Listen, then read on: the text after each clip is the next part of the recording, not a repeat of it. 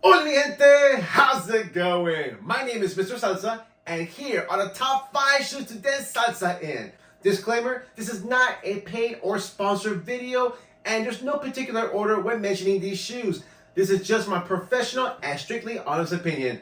Now, with that said, let's get right into it. Starting off, we got this GFranco Ballroom shoe made out of a suede bottom and a flexible premium material on top, making this a very light shoe. Arch support on this shoe is fantastic as it has a steel shank from the heel all the way to the bottom of the sole of your foot, leaving that extra room on your toes to point your feet when you're performing or when you're doing your showcases. When it comes to grip, the suede shoe is going to have a little bit more slipperiness to it, and there's a way to get more grip from these shoes by getting what's called a suede brush. All you gotta do is create an X motion across like so, and voila, now you just created more grip on your suede shoes so you won't be slipping around or falling on the dance floor. Spinning on this shoe is going to be fantastic and very smooth as it has a 1-inch cubic heel to make sure your weight is slightly forward when doing your spins or your shines and really using the ball of your foot. These are indoor only shoes, perfect for studios, for ballrooms, competitions, dancing on stage. That's it. I would never wear these shoes outdoor because I will ruin them immediately.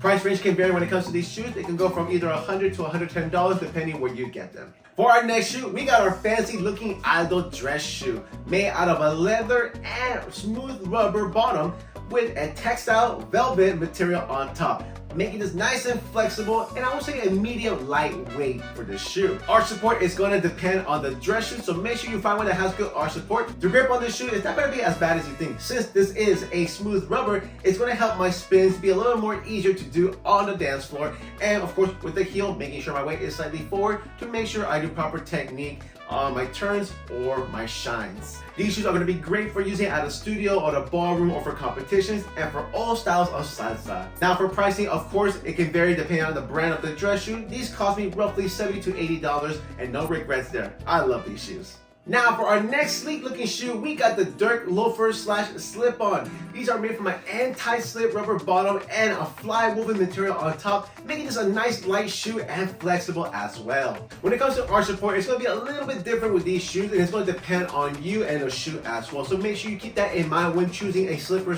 / loafer. Now when it comes to grips, since this is made out of an anti-rubber bottom, and even though if you have a heel, spinning on this is going to be a little bit harder because there's a lot of traction on this shoe. This shoe is going to be perfect for dancing outdoors or in the clubs, but if you really want to use these shoes indoors at like a studio or a ballroom, come here. A little controversial here, but go outside, wear these shoes and drag it on the concrete back and forth to get rid of that small tiny layer of traction in the beginning and make this a nice smooth rubber bottom. These are going to be great for all styles of salsa. Personally, I like to dance in more in Cuban salsa or casino and for Afro-Cuban rumba. As for the price, they can vary between $30 to $50. A personal favorite and classic shoe, the high top Converse. The bottom is made out of rubber and the top is made out of a flexible canvas material, making this a light shoe to dance in. Converse are known to have comfort insoles that provide extra arch support and stability. Since these shoes are flat, you're going to feel more grounded with these shoes, and also you're going to really feel that weight shift on the ball of the foot or if you're turning on your heel. The grip on these shoes are going to be a little bit tricky as well since they do have a lot of traction on the bottom. Just do the controversial thing I said before and you can get rid of that first layer of traction to make this into a smooth rubber.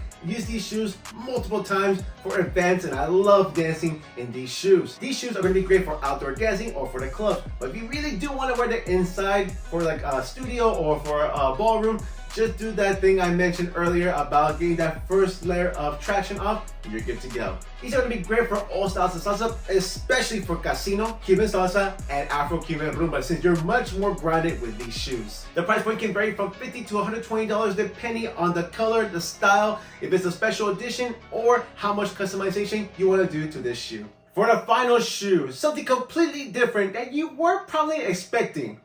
The Air Jordans, made out of a rubber sole on the bottom and a fly leather material on top, making this a tougher shoe and also a tad on the heavier side.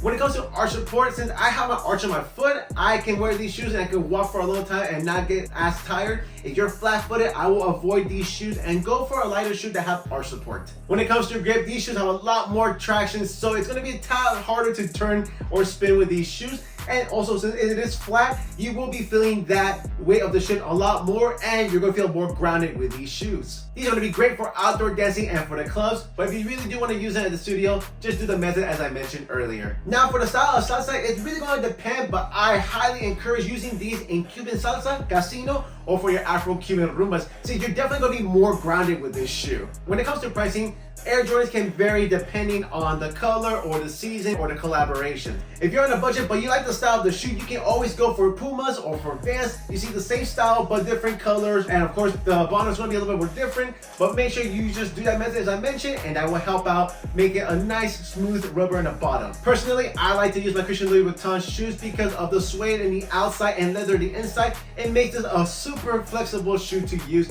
when dancing. I've used these in multiple music videos and I love dancing in these shoes. If you're enjoying this video and finding information valuable, a sub to the channel will be truly appreciated. Now, here are some pro tips when choosing your dance shoe. Tip number 1, pricing. You want to invest in some shoes that are really going to be lasting you from 3 to 5 or even 10 years. So don't go out spending money on some shoes that you're going to use once and that's it. No, make sure you really like those shoes. But this goes to my next tip. Tip number 2.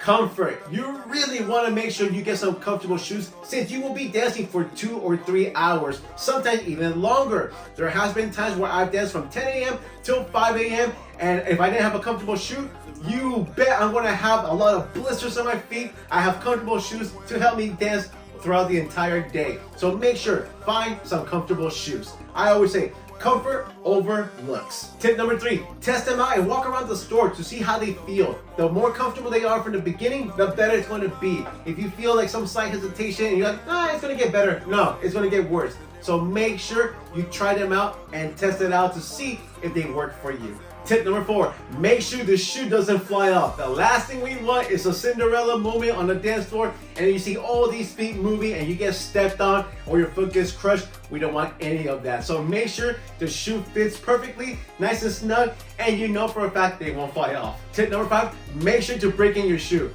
Plain and simple. The last thing we want is a stiff shoe on the dance floor and it's so stiff that your feet can barely move and you have blisters and your heels are burning and all that. We don't want any of that stuff, guys. So break them in before you even bring them to the dance floor. Walk around the house with them just to kind of see how the mobility is when it comes to that shoe. And then once you feel comfortable and they're broken into, take it to the dance floor and show them off. Last but not least, tip number 6, in general, you want to get a closed-toe shoe to avoid any injuries. So no flip-flops or slides. The last thing I want is for you to be dancing, having a great time, and someone comes up and steps on your foot by accident, and then your toenail flies off. Now, if you do want to wear an open-toe shoe like a heel or like a slipper or a flip-flop or a slide, be my guest, just be very careful out there. The last thing I want is an accident to happen. So just please be very cautious. That's it. Alright mi gente, I hope this video was helpful and has opened your eyes for choosing your next dance shoe. If you're ready to begin your salsa journey, click on this playlist right here.